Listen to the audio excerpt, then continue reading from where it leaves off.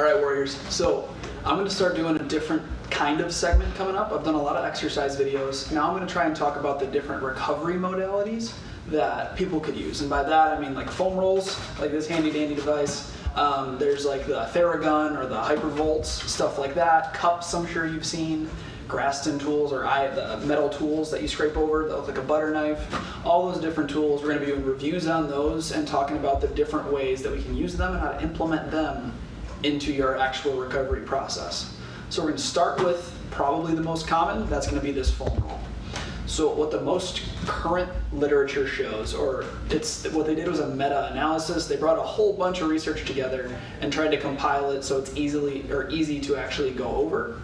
What the most recent one shows from April of 2019 was that foam rolling in general is a lot better for warm-ups as opposed to any sort of recovery modality.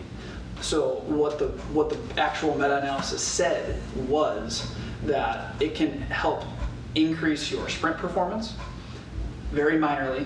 It can help increase your flexibility without giving up performance. So like we've all heard that stretching can decrease your performance moving forward. This is what it's been proven to minorly increase your flexibility without giving up that performance aspect.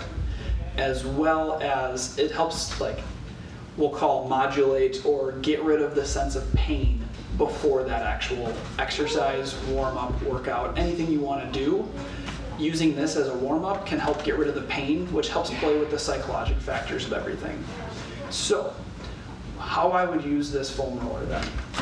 Foam rolling in general, I would like to use it in about a minute to a minute and a half before what you're doing. So just because the research shows that it is minorly beneficial to use, doesn't mean that it's going to be the main part of my warm-up. Typically, I'm just going to use it to roll around muscles, help increase a little bit of flexibility of what I'm doing, as well as for me, what I think is beneficial is to decrease that pain sensation that you're feeling. So I'm going to start with a couple different places. The first place I typically like to use is going to be the back of the leg or like the hamstrings up into your glutes. So what I would do from here is I like to just do one leg at a time. So I cross my leg into like a figure four. I'm going to put my hands back and try and load as much body weight onto the hamstring as possible. I could also turn, go up into the glute as well, and just hitting that whole back of the leg for about a minute and then switching over to the other side. This would be a good thing before jiu-jitsu, before grappling, as well as a great thing to do prior to doing any sort of like lunge day or prior to a wrestling practice where you're actually having to take shots going forward.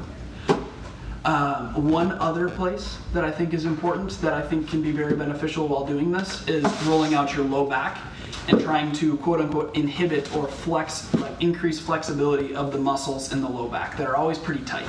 So going from a side angle, I'm going to be right here, loading my hips into the air and rocking back and forth. I can also lean back and go forward and roll through there. You can feel some nice joint popping going on, as well as you'll feel that decrease in pain in that low back. So if you got any questions on foam rolling, how to throw it into your personal warm-up, or just anything in general, shoot me a an Instagram message at Warrior Sports Wellness. You can also email me at austin@warriorsportswellness.com. Check it out.